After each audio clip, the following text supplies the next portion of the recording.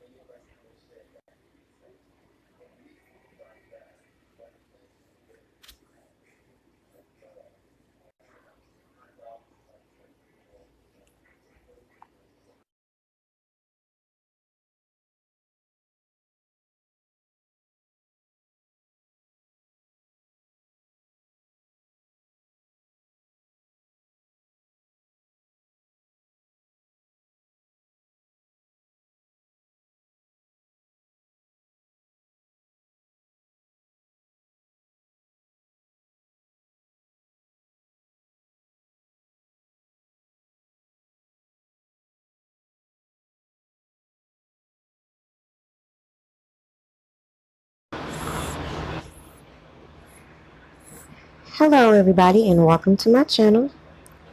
If you haven't already, make sure you hit the like. Make sure your notifications are on all and not just personalized. So I have a lot of people saying they don't get the notifications. But anywho, this video, I'm just going to address the latest shenanigans by Azriel. At this particular point, I feel like she has lost all credibility. Anything she could have added as a witness, I feel like it could easily be discredited at this point. It's very clear someone got into her head. It's very clear nobody needs to produce fake evidence if they have valid claims. It's very clear that if you're going to run a scam and Photoshop photos, you should at least change your wig to make sure it's not so obvious. Little details like that weren't originally part of the plan, and clearly these people are just improvising. However, the more they talk, the more they try to put out there to preserve their little newfound public image, the more they're going to trap themselves in lies.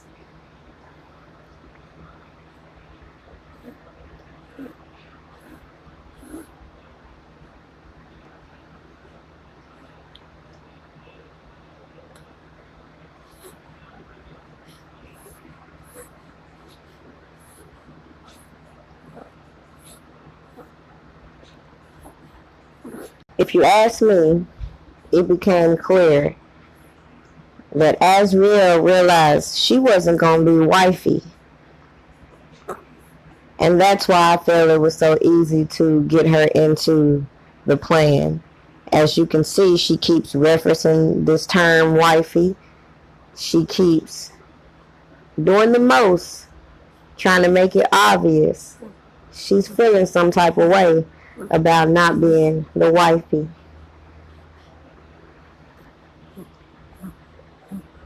But for all of us out here watching these shenanigans, we should all feel some type of way, considering how drastically these people's stories have shifted from beginning up until this point. Now, I said this a long while ago. We all know this wasn't a criminal act.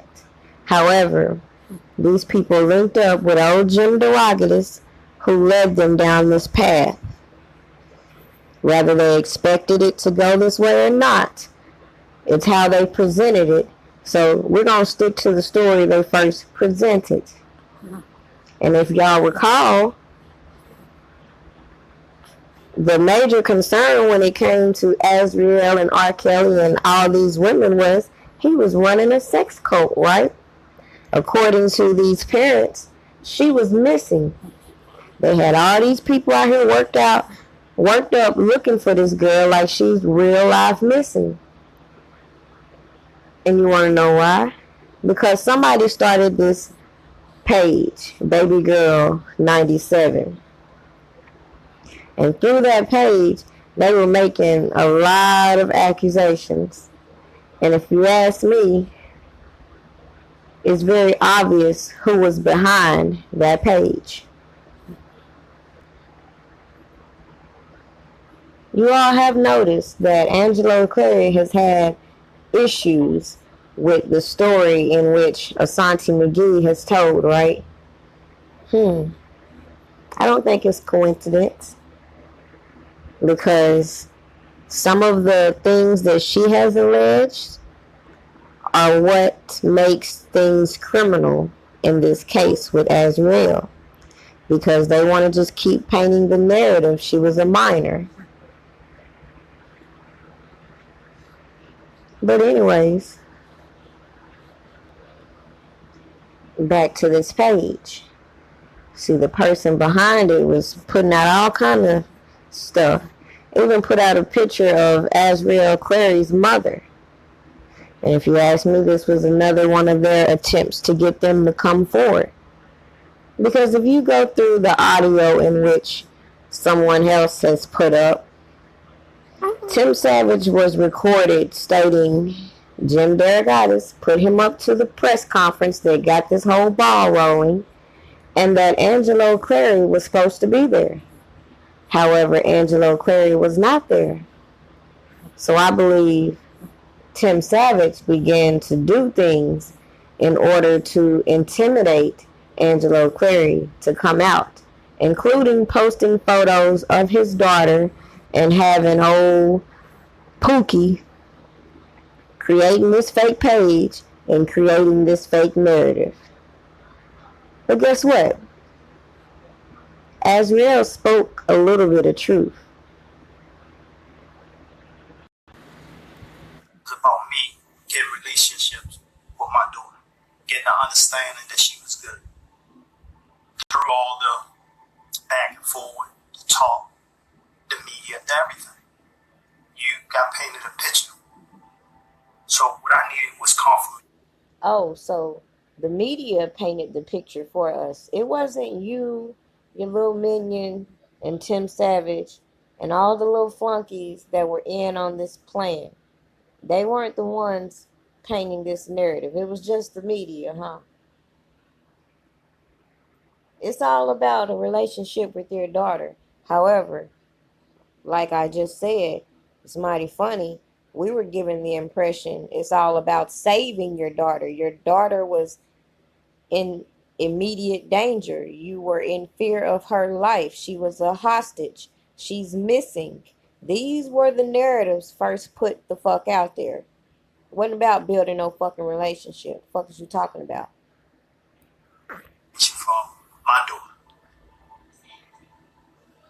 I understand that, and I respect that completely.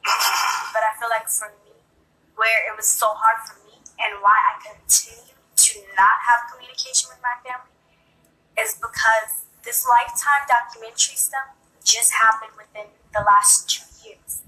And then out of nowhere, these last 2 years, you hear, oh my God, this is happening. Oh my God, that is happening.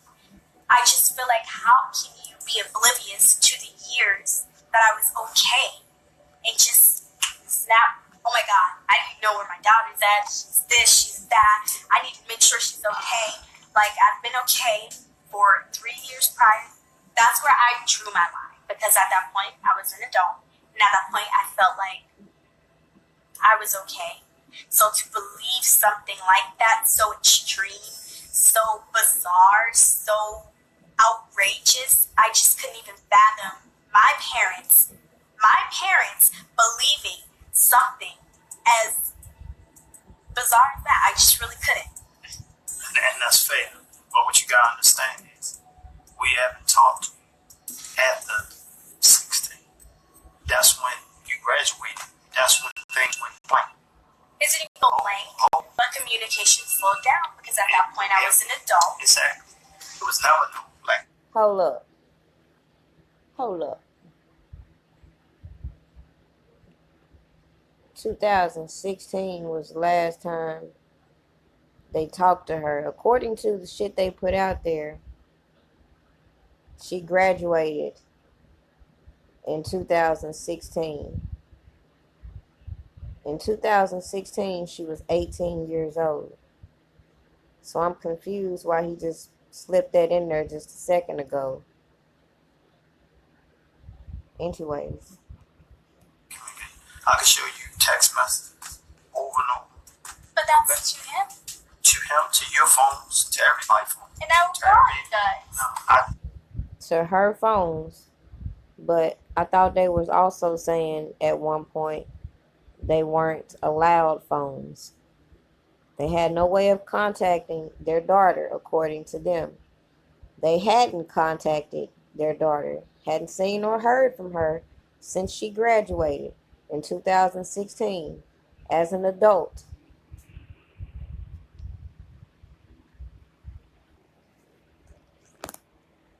But that's a little strange, considering it would appear you did have contact with your daughter. I have received on Apple. I don't have Apple phones. I will call you guys. Don't paint no picture. Like, I have not talked to you guys in over a year, because I would call you guys 4 or 5 months at a time. And when I would call you guys would be yelling. You guys would curse me out. Mommy would be yelling at the top of her lungs. I don't have And so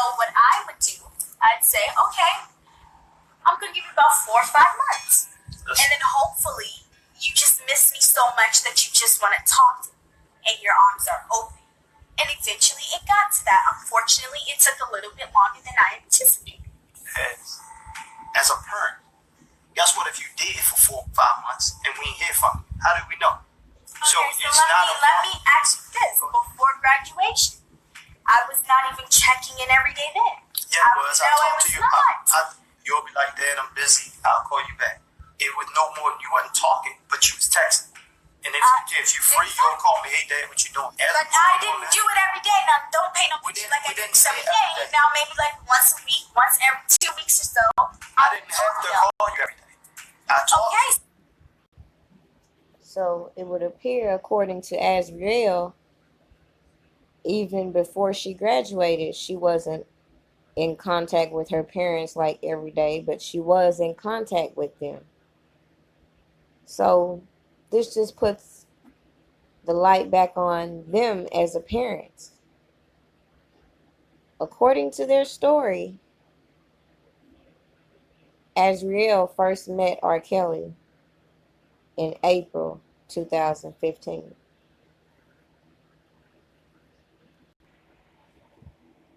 Now, according to y'all's story, it was the Funk Fest in Orlando. She even made her post, R. Kelly gave me some small black panties. As I covered in another video, he was doing a promotion in which fans stated he was giving everybody black panties. So, to take that tweet and run with it as though that means that is proof that he met her, knew who she was, and from that point they were screwing each other. That does not mean that. And then you got her posting photos such as the one to the far right, in which she noted she was 17 to the left, and her now. Again, what person will be sitting here posting some of these things but giving us the impression she was a manipulated victim at the age of 17, when if you follow her timeline, it looks like she was seeking out any celebrity that would do, from Kevin Gates to whomever.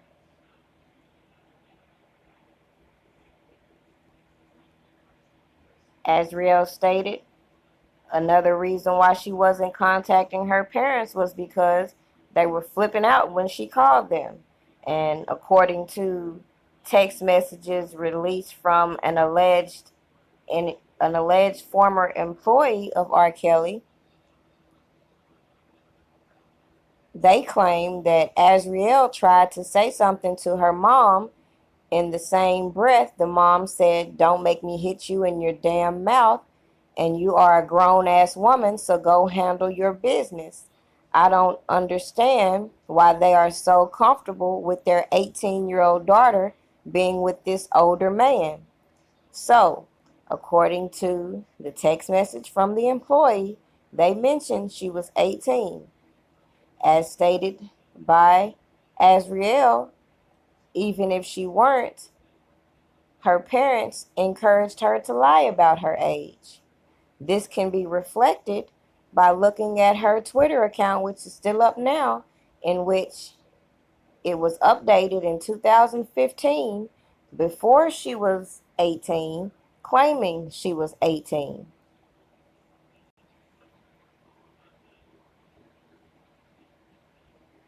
Now, at first I was thinking, well, what if it was her parents operating this page? But if you go down the tweet history, you will notice, no, it was definitely Azriel operating this page, because her and her boyfriend at the time were going back and forth. But as I stated, as indicated on her timeline, she seems to be put in the front row to several concerts. Whatever connection she seemed to have, she was ensured to be in the front row. So, is it far-fetched to believe that she was being put there specifically to target certain individuals?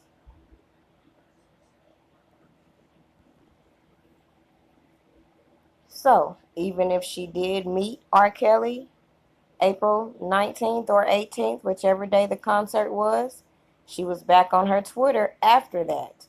So, don't you find it odd the person that was operating her Facebook fan page was posting things like this. They even put out little hints that there would be a book to come. But how do you go from that, calling out someone you call a pedophile, to being on your daughter's page posting for the D challenge? If you don't recall, that challenge was about these young new age thoughts getting in front of their cameras, pretending to give fellatio to a cucumber. What the fuck type of father would do that? At the same time, his daughter's supposed to be missing.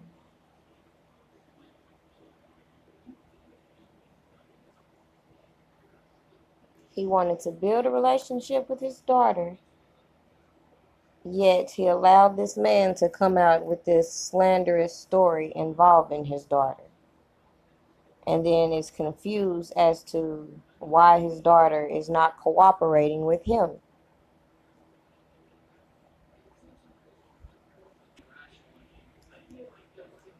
What seems to get confusing is, again, if you go back to 2 years ago, you would notice they were intentionally putting out photos of Azriel when she was younger.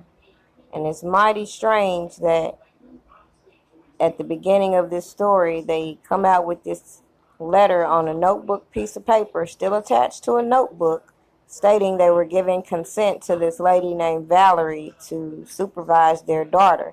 This was September 2015.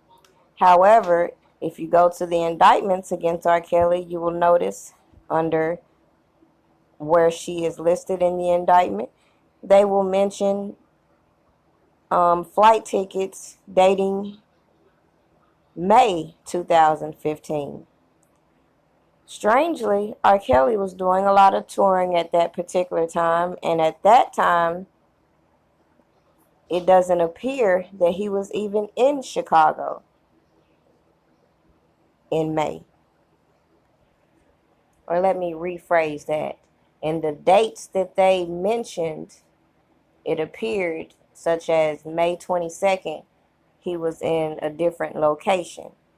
So that is another issue we have with these indictments, is they're not being date specific.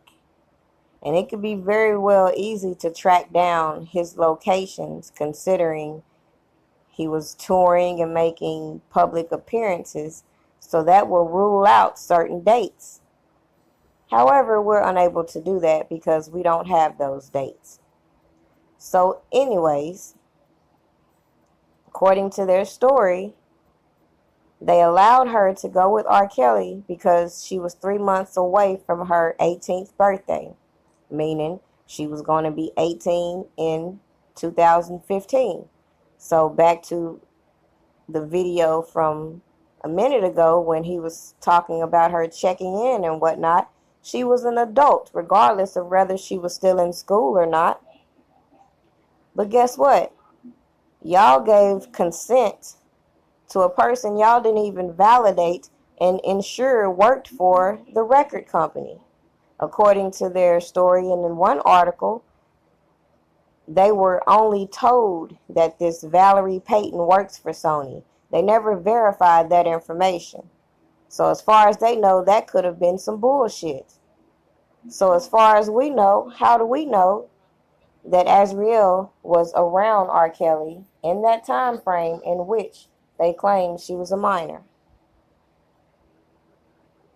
Why isn't this Valerie Payton being charged?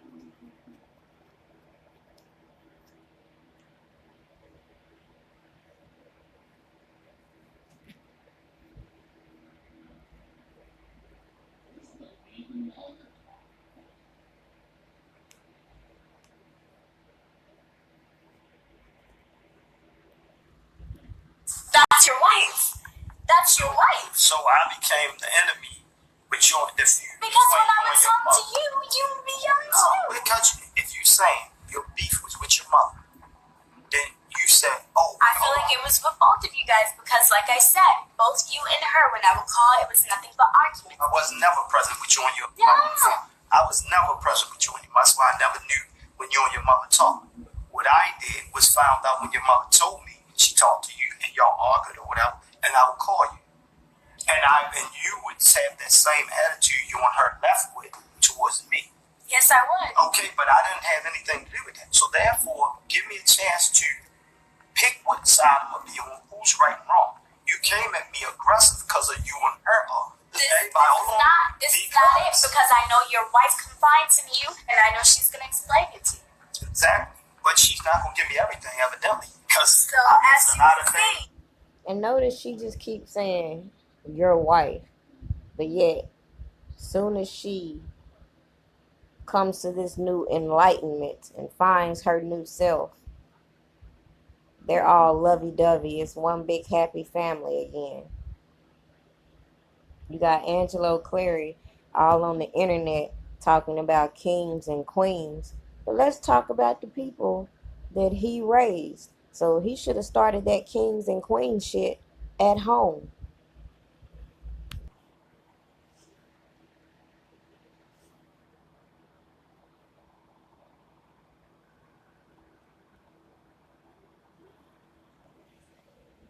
You got the son that don't know whether he is straight or trans.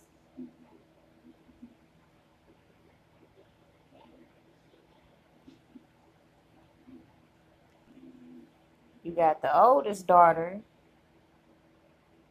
pretty much doing this thought-like behavior that we see being shown through Azriel, making comments such as, he going throw this money, I'm going bounce. I see her literacy is just as good as her father. Even though they claim they don't talk to their daughter, or they weren't talking to their daughter, they didn't see her daughter, all this bullshit. Clearly, that's a lie. And not only is your daughter in the habit of stalking celebrities, so is Angelo, so is his son. Even having the audacity to put out there in the air a statement that would reflect his sister's attempt at suicide.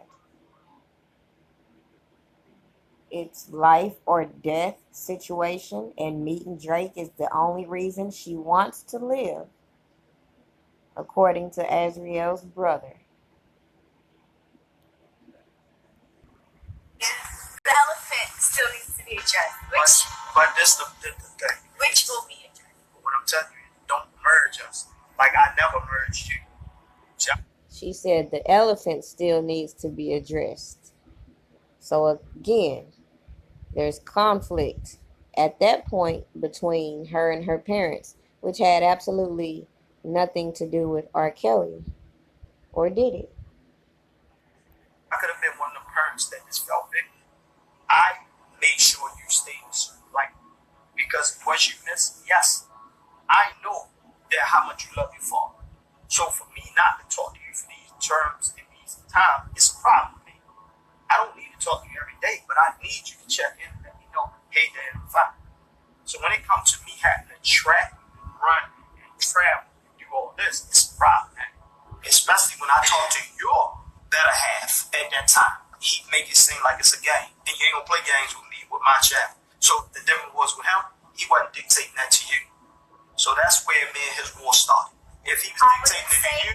So because this man is not answering to you like you're his daddy, or giving you the answers you feel you need when dealing with an adult woman, you're at war with him. And it's okay to falsely put accusations against him and merge with others putting false accusations against him. to bring this man down. You could have put it off by calling me saying, hey, Dad, it ain't like that. I'm good. This and that. I'm going to be completely honest with you. Robert would ask me to call you guys, and no matter what city we were in, he would say, is this your father's number or is this your mother's number? And it would say, call me. And I would say, yes, that is my father's number. He's like, you need to call him. And I would say, I'm not going to call him because... As she said, R. Kelly would tell her to call her parents, and she decided not to. And I don't blame her at that particular time. Now, as far as people making comments of he should have sent them girls home and this all his fault and all that other bullshit,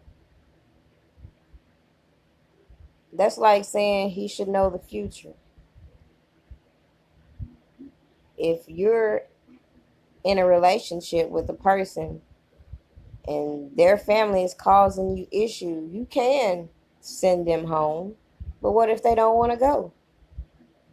Or what if they do go and they find themselves doing the same thing that the other girls you have let go decided to do and make false accusations against you? What's sad is it seems like he was in a lose-lose battle, whether they went home or not. If they had went home sooner, it just seems like to me it would only have sped up the process in Angelo trying to intimidate and coerce his daughter into complying with these false allegations. The problem is they're doing too much trying to sell this story.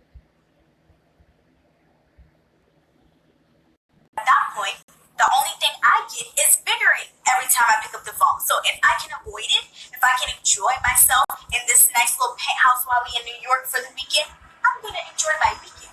It was very suffocating because I was an adult at the end of the day. And like I said, I'm not obligated to answer anyone. That's what I'm going to do. I'm going to hunt every street, every corner, every curve, every bridge until I find you. Because I, as a father, have to lay eyes on you. And that, I don't care what you say, what comes out your mouth to make us look a certain way or make you feel better or that situation, that's fine. I can accept that. But at the end of the day, nothing will stop me from getting you right here beside me. Rather, it's in the street. I got to sleep in the street with you. It's not a problem with me. See, as long as I'm with you, and that goes for any of my kids. Seemed like to me he should have had that energy in completely raising his kids. If he wanted to pursue a career for his kids, he should have made sure to be there and not send her off with no fucking body. Fuck you mean? This reverse psychology bullshit works on some women, but that shit don't work over here. Go against the world for any of my children. So that's a fact. Okay. My last years with this man, so it's not something that I can just turn on and off. It's devastating. I feel like I'm a very intelligent, smart, bright 21-year-old. I am definitely young, but I'm very mature in spirit.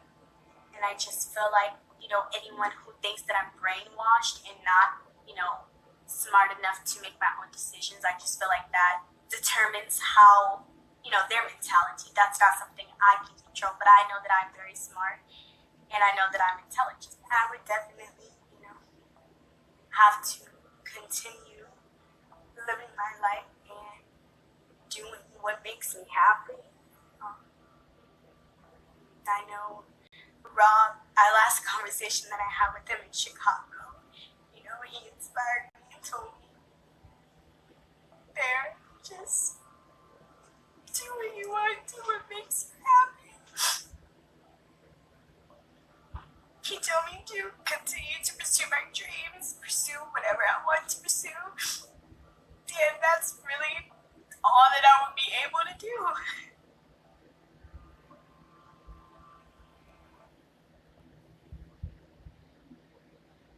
People are so moved when they see women cry, but they fail to realize some women are very good criers.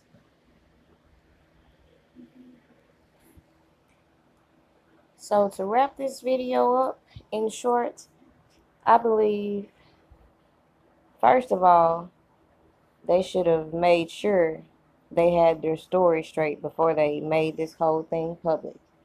Because poor little Azriel can't get her story right as far as how long she was with R. Kelly.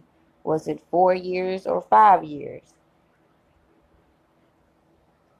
Were you with him at the beach by yourself, or were you with Joycelyn at the beach? When this whole docuseries came to be, I remember hearing certain individuals talk about playing different people's roles. As far as we all know, they could have got some people to recreate some scenes, perhaps. I just can't take Azriel serious at this particular point. From her coming out as the ride or die, to her doing all this extra stuff, even lying on a police report against Joycelyn. Oh yes, we haven't forgotten none of this stuff. And at least if you're going to Photoshop photos and recreate photos, you could at least wear different fucking wigs.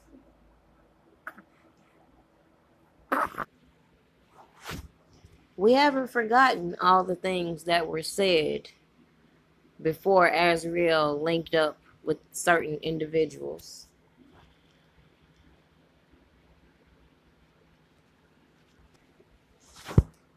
They say R. Kelly had a cult. I'm still looking for this damn cult. Considering the things that we've seen displayed by Angelo and his daughter, it makes you wonder what their affiliations are.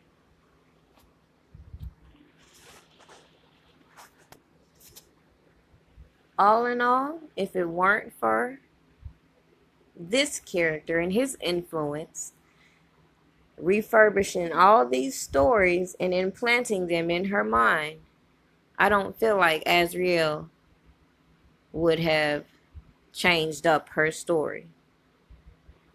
Why do I say that? Just listen to some of the things that she says from this point on. Go back to that Precedence documentary and just listen. While she's on the phone with the feds talking about these storage units, listen to her talk about these conversations she has overheard. Listen to the specific names she drops. I find it very strange she claims to have heard conversations amongst R. Kelly and Daryl McDavid when Daryl McDavid stopped working for R. Kelly in 2013. Things that make you go, None of this makes sense. No matter how much you try to put the story together, it won't make sense. Because while they out here allegedly playing checkers, they missing some moves and being very sloppy.